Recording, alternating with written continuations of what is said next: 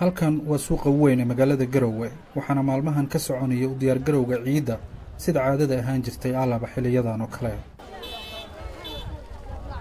suuqa Inji iyo goobaha lagu iibiyo dharka ayaa kamid ah meelaha sida weyn mashquulka ah iyadoo ay waalidiinta iyo caruurtoodaba buux dhaafiyeen suuqyada si ay u iibsadaan dharkii ay xiran lahaayeen.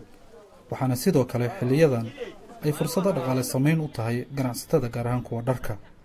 magacaygu waa Kiin Axmed Aadan waxaan ku yeeynaa farxad iyo mahad Ilaahay bisha barakaysan oo Ramadaan alxamdulillah qof kastana nacam tabartiisu iida tabartayada iidayna. marka laga soo tago suuqa waxaa meelaha sida weyn looga dukaamaysanayay kamid ah carwooyin ku kala yaala meelo kala duwan oo magaalada ah kuwaasoo ilaa xilli dambe ku gaara shaqada maalmahan dambe uu socdo diyaar garowga ciida. waxaan ku suganahay mid kamid ah carwooyinka ugu waaweyn magaalada Garowe wuxuuna kamid yahay meelaha sida weyn looga dukaamaysanayay.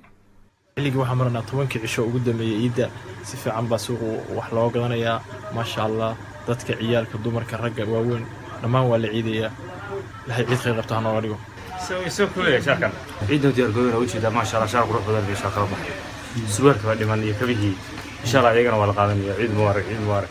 ganacsatada ayaa keentay dhar xaddi badan oo kala duwan waxaana muuqata in tartanka carwooyinka uu sahlay inay u suuq tagaan ganacsatada wadamo badan oo ku kala fiican dharka la xirto xiliyadan dambe.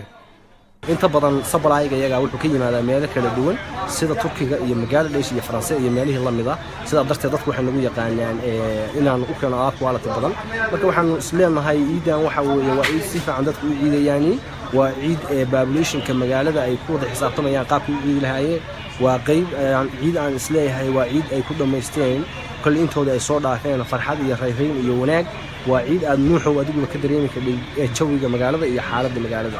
ciid haweenna oo labisana dhalinyarada shaatiyo surwaal jaakado isku joogiyo cabaayado. sanadba sanadka ka dambeeya horumarka uu sameynayo ganacsiga Soomaalida ayaa sahlay in ganacsatada ay ka jawaabaan baahiyaha macaamiishooda isla markaana u adeeg doontaan meelo aysan horey u gaari jirin marka loo eego xilliyadii adkaa ee laga soo gudbay. Nuux Muuse Birjeeb VOA Garowe.